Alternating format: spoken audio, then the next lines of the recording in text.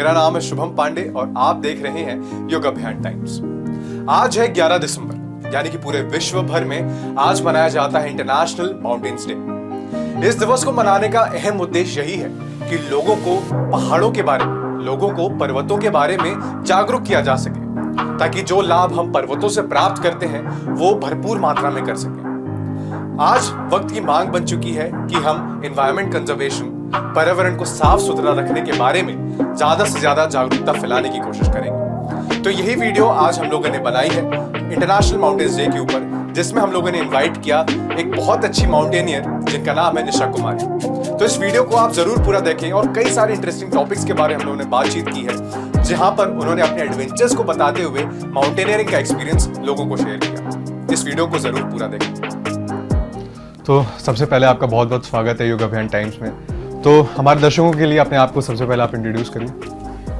मेरा नाम निशा है और मैं वडोदरा से ही हूँ। मैं माउंटेनियरिंग करती हूँ। मैंने मास्टर्स किया है मैथमेटिक्स में। मेरा फादर डिफेंस में थे, तो एडवेंचर का थोड़ा शौक था पहले से ही, और डिफेंस में जाने का शौक था, बट नहीं जा पाए किसी रीज़न से। तो मैं ये चीज़ जानना चाहता हूँ कि सबसे पहले आपने माउंटेनियरिंग का ख्याल आपके दिमाग में आया कैसे, और आपने इसकी शुरुआत कैसे की?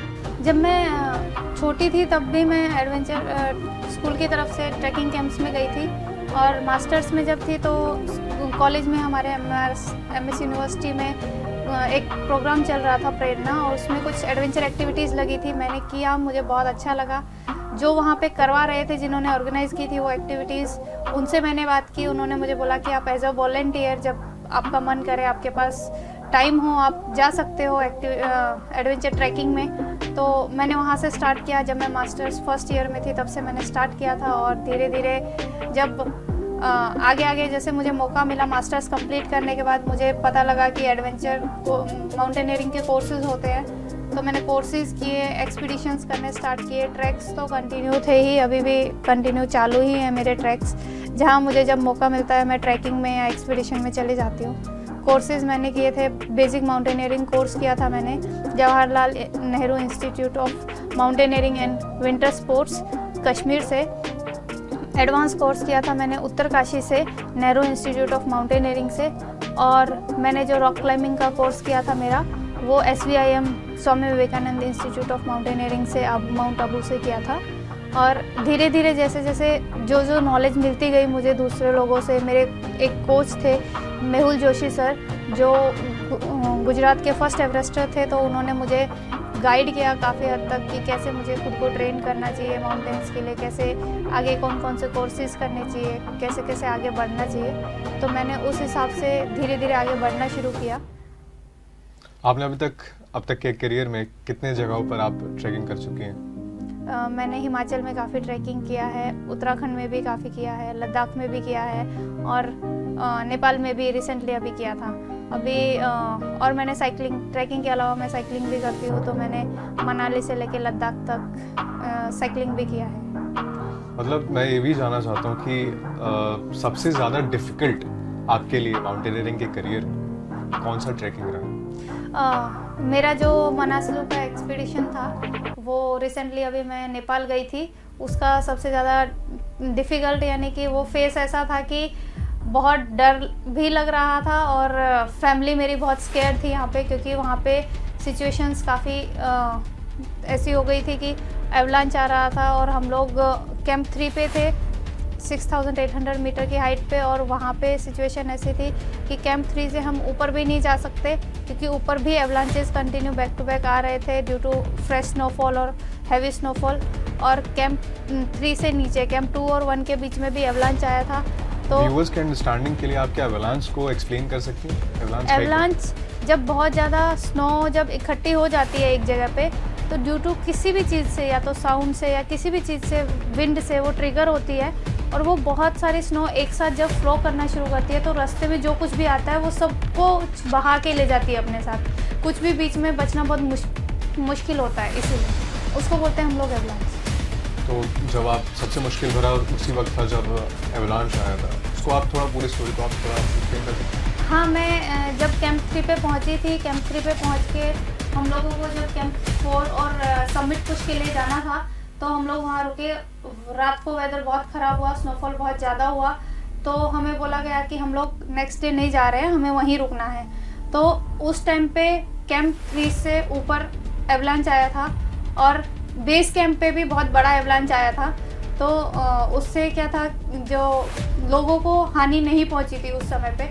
उससे पहले एक कैंप 3 से ऊपर जब एवलांच आया था तो उसमें एक हमारे जो शेरपा यानी कि जो हमारे गाइड होते हैं, माउंटेन गाइड होते हैं, उनकी डेथ हो गई थी। फिर 2 दिन बाद जब हम लोगों को बोला गया कि आपको नीचे जाना है, बहुत ज़्यादा स्नोफॉल हो रहा है और अभी यहाँ पे रुकना बहुत मुश्किल है, तो उसके लिए जब हमने उनसे रिक्वेस्ट किया कि हमें आज नीचे नहीं जाना है, हमें यहीं पे रुकना है, तो उन्होंने बोला कि ठीक है, आज का दिन और देखते हैं हम लोग, अगर कल वेदर अच्छा हुआ तो हम लोग ऊपर जाएंगे, वरना हम लोग नीचे चले जाएंगे। जब हम लोग वहाँ रुके, कुछ लोग जो लोग नीचे गए थे वो लोग फिर कैंप 2 और कैंप 1 के बीच में जो एवलांच आया था उसमें फंस गए थे, और जिसमें 2 हमारे जो शेरपास की डेथ हो गई थी और कुछ लोग काफ़ी इंजर्ड भी हुए थे। बहुत ज़्यादा स्नोफॉल हो रहा था, तो हम लोग अगले दिन भी वहाँ से हमें नीचे आना पड़ा। नीचे आते वक्त भी हमें ये डर लग रहा था कि स्नोफॉल फ्रेश है और बहुत ज़्यादा हुआ है तो कुछ भी हो सकता है। हमारे जो कैंप 2 के टेंट्स थे वो पूरी तरह दब चुके थे स्नो की वजह से, इतना ज़्यादा स्नोफॉल हुआ था और काफ़ी सारा डैमेज वहाँ पे हुआ था। तो हम लोग धीरे धीरे चलते हुए काफ़ी सेफ्टी लेते हुए नीचे आए थे। उस टाइम ये था कि घर वालों से कोई संपर्क नहीं हो पा रहा था और घर वाले हमारे बहुत मतलब टेंशन में थे कि कैसे हैं हम लोग, सेफ हैं या नहीं हैं। कितने समय तक आप लोग फंसे थे वहाँ पे? 3 से 4 दिन तक हम लोग वहाँ फंस गए थे। फिर वहाँ से जब हम लोग बेस कैंप आए तो बेस कैंप से अगले ही दिन हम लोगों ने तुरंत नीचे उतरने का फैसला किया कि हम लोग सामा गाँव चले जाएंगे। हम लोग सामा गाँव आए तो सामा गाँव में भी वेदर बहुत ख़राब था। 3800 मीटर की हाइट पे है सामा गाँव, और सामा गाँव में बारिश हो रही है, स्नोफॉल हो रही है कंटिन्यू। हमें वहाँ से निकलना था बाय हेलीकॉप्टर से जाना था, तो वहाँ पे आर्किड करके गाँव है, वहाँ पे हमें जाना था, पर हेली से हम लोग नहीं जा पाए क्योंकि वेदर इतना ख़राब था। हम लोग कहीं मूव नहीं कर सकते, या तो अपने रूम में बैठे रहो या डाइनिंग हॉल में बैठे रहो। इतना स्नोफॉल और बारिश था, हेलीकॉप्टर भी नहीं चल सकता था। तो वहाँ पे हम लोग 4 दिन के लिए हम लोग वहाँ पे स्टक हो गए थे। वहाँ पे कोई नेटवर्क नहीं था। जो बात हो रही थी वो या तो सैटेलाइट फ़ोन से हो रही थी या फिर जो हमारे काठमांडू में जो मेन लीडर थे कंपनी जिसके साथ हम गए थे 8 के, उसके साथ उसके जो मेन लीडर थे उनके साथ बात हो रही थी वहाँ पे। वैसे ऐसे मूवीज़, वीडियोस और फोटोज़ में देख के लगता है कि माउंटेन्स एक बहुत अच्छा एक्सपीरियंस हो सकता है, बहुत मज़ा आएगी, बहुत पीसफुल जगह है। लेकिन एक जो हार्श ट्रुथ है, माउंटेन्स पर अगर हाई एल्टीट्यूड पे जाते हैं तो वहाँ पर सर्वाइव करना भी बहुत ज़्यादा मुश्किल हो जाता है। तो कितना स्कैरी होता है वो सिचुएशन, वो जानने की कोशिश मैं करना चाहता हूँ। वो सिचुएशन स्केरी यानी कि आपको अगर थोड़ा बहुत नॉलेज है, आप अपने आप को थोड़ी हद तक बचा सकते हो, बाकी आपको भगवान पे पूरा भरोसा रखना पड़ता है। मैं तो भगवान का बहुत बहुत शुक्रिया मानती हूँ कि उस सिचुएशन में हम लोग वहाँ से सेफली नीचे आ गए, हमें किसी भी तरह की कोई भी इंजरी नहीं हुई, और मैं, मेरे शेरपा और मेरे साथ जो भी लोग थे सब सेफली नीचे आ गए थे। हम लोगों को किसी भी तरह की कोई तकलीफ़ या इंजरी नहीं हुई थी। बट बहुत सिचुएशन बहुत ख़राब भी हो जाती है ऐसे, जब बहुत ज़्यादा ठंडी बढ़ जाती है, बहुत ज़्यादा विंड स्पीड बढ़ जाती है, तो उससे फ्रॉस्ट बाइट होने का खतरा बहुत ज़्यादा रहता है, एवलांच आने का खतरा बहुत ज़्यादा रहता है। उन चीज़ों को हमें बहुत ध्यान में रखना पड़ता है। अगर हम लोग चीज़ों के लिए सेफ्टी नहीं लेते हैं तो फ्रॉस्ट बाइट बहुत ईजीली हो जाता है। तो एक प्रॉपर अंडरस्टैंडिंग के लिए कहीं पे भी आप जब एक्सपीडिशन के लिए जाती हैं तो उसके पहले आप अपने आप को किस तरीके से प्रिपेयर करते हैं? मैं फिज़िकली और मेंटली दोनों तरीके से अपने आप को प्रिपेयर करना पड़ता है, और जाने से पहले अपने सारे इक्विपमेंट्स चेक करने पड़ते हैं कि सभी चीज़ें प्रॉपर हैं या नहीं है। कोई चीज़ अगर घिस गई है तो हमें तुरंत न्यू लेनी पड़ती है, और हर एक चीज़ की क्वालिटी भी अच्छी होनी चाहिए। मेनली अपने सॉक्स, ग्लव्स, इन सब चीज़ों की क्वालिटी, जैकेट, इन सब चीज़ों की क्वालिटी जो है वो बहुत अच्छी होनी चाहिए कि अगर आप जितने भी हाई ऑल्टीट्यूड पे जाओ या टेम्परेचर पे, कितने भी माइनस टेम्परेचर में जाओ तो आपको कोई तकलीफ़ ना पड़े। और मेन चीज़ ये है कि हमें ये सेफ्टी देखनी पड़ती है कि हम लोग जब भी किसी एक ऑल्टीट्यूड पे पहुंच रहे हैं जिस टाइम पे, अगर हमारी कोई भी चीज़, कोई भी क्लोथिंग अगर स्वेटिंग से गीली है तो हम उसको ऑन द स्पॉट चेंज करें ताकि हमें फ्रॉस्ट बाइट का खतरा कम हो। फ्रॉस्ट बाइट आप एक्सप्लेन कर सकते हैं? फ्रॉस्ट बाइट के 3 स्टेजेस होते हैं। पहले स्टेज में आपको पूरा रेडनेस हो जाता है जिस भी पोर्शन पे अगर आपको ठंडा लगा है, कुछ ज़्यादा ठंडा लग गया है, आपने अगर क्योर नहीं किया या फिर आप किसी भी रीज़न से अगर आपको ठंडी लग रही है किसी भी पोर्शन पे कुछ ज़्यादा, तो वहाँ पे पहले रेडनेस हो जाती है, फिर वहाँ पे ब्लिस्टर जैसा हो जाता है सेकंड स्टेज में, और थर्ड स्टेज में वहाँ पे ब्लैकनेस होना शुरू हो जाता है, ब्लूइश होके और ब्लैकनेस होना शुरू हो जाता है।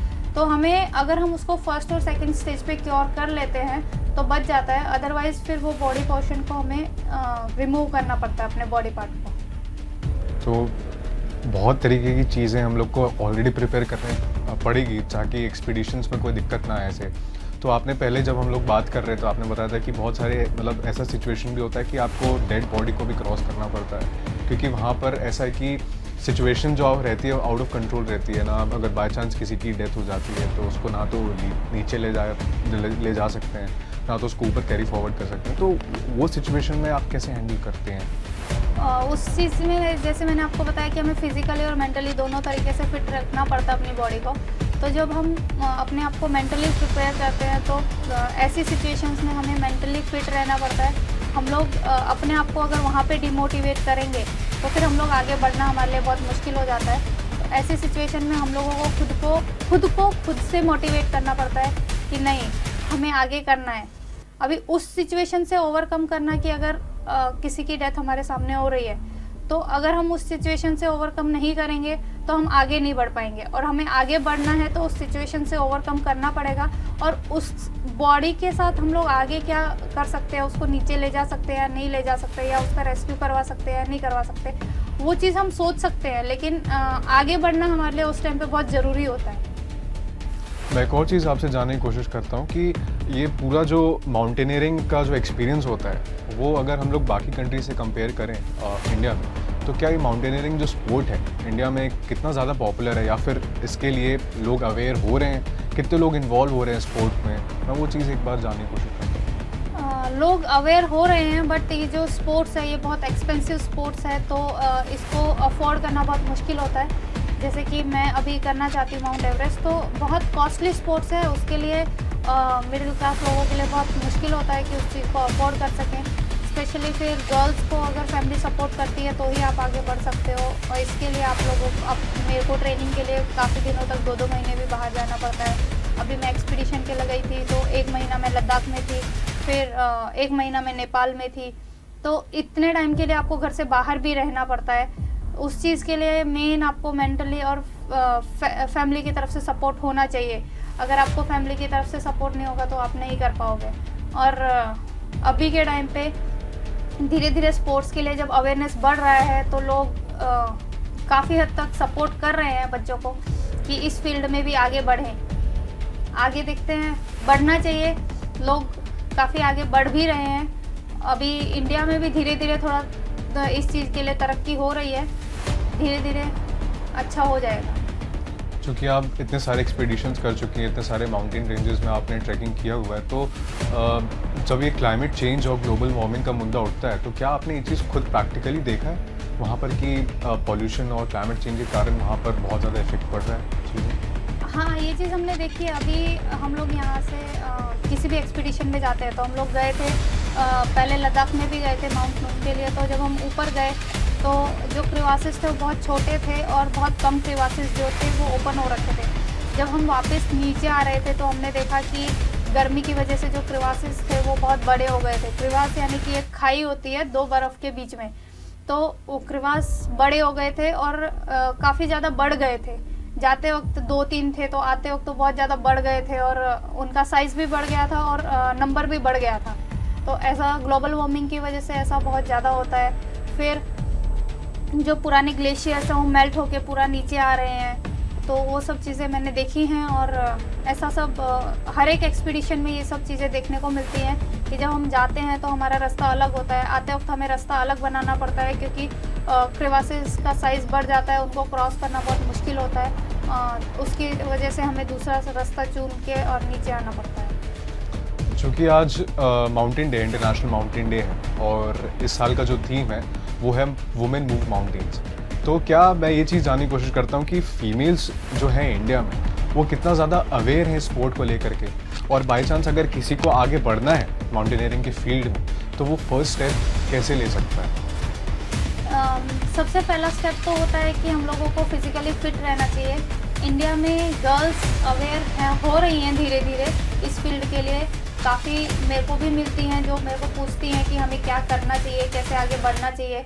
सबसे मेन अपने फैमिली में सपोर्ट, सोसाइटी सपोर्ट होना चाहिए, जिसकी वजह से लड़कियां आगे बढ़ सकें। क्योंकि इसमें आपको अगर जब फिज़िकली फ़िटनेस की बात आती है तो ज़्यादा टाइम के लिए कई बार वर्कआउट भी करना पड़ता है, लेट नाइट भी वर्कआउट करना पड़ता है, या फिर अर्ली इन द मॉर्निंग भी वर्कआउट करना पड़ता है। अगर आप और कुछ साथ में कर रहे हैं तो फिर आपको early in the morning workout करना पड़ेगा।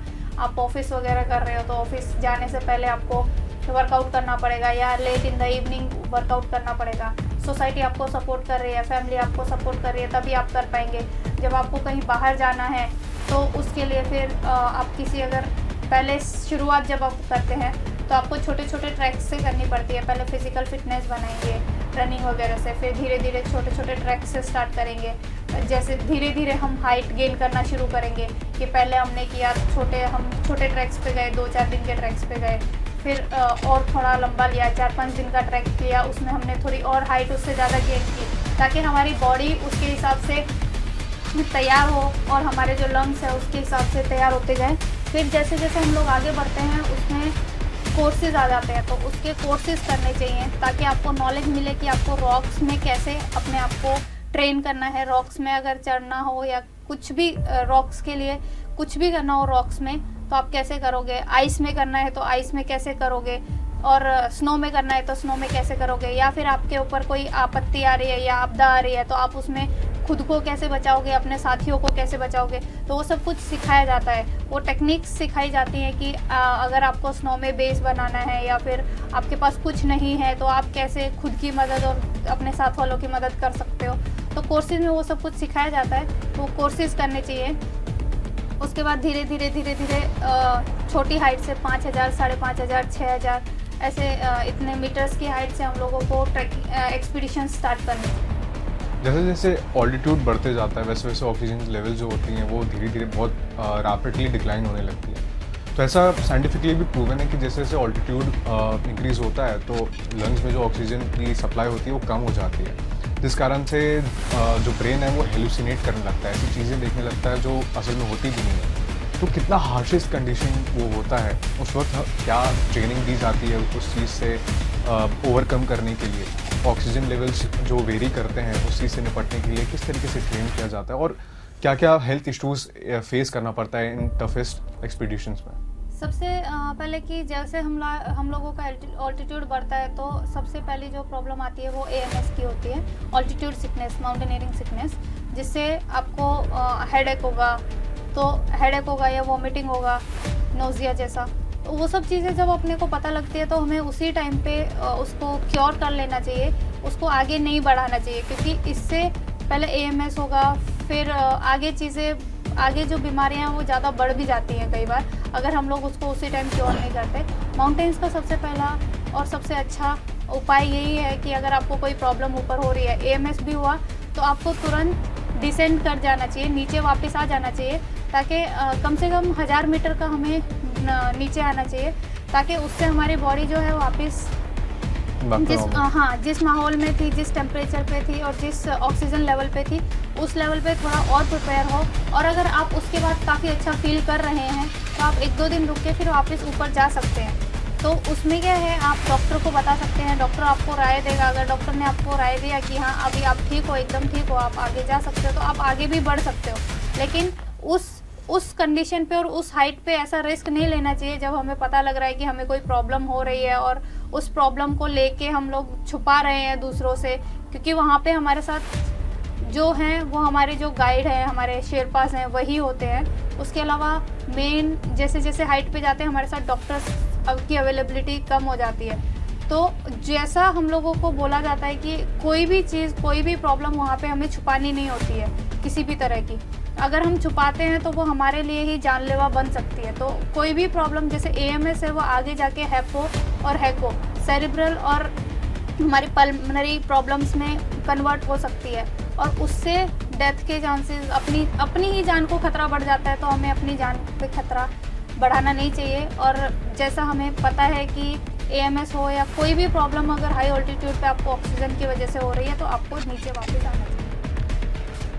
ऐसा बहुत एक मिथिकल स्टोरीज़ भी हैं बहुत सारी कि हिमालय से जुड़ी हुई, माउंटेन से जुड़ी हुई, कि बहुत सारे मिस्ट्रीज़ हैं कि अभी भी बहुत सारे हिमालयन रेंजेस हैं, वो बहुत सारे अनएक्सप्लोर्ड हैं।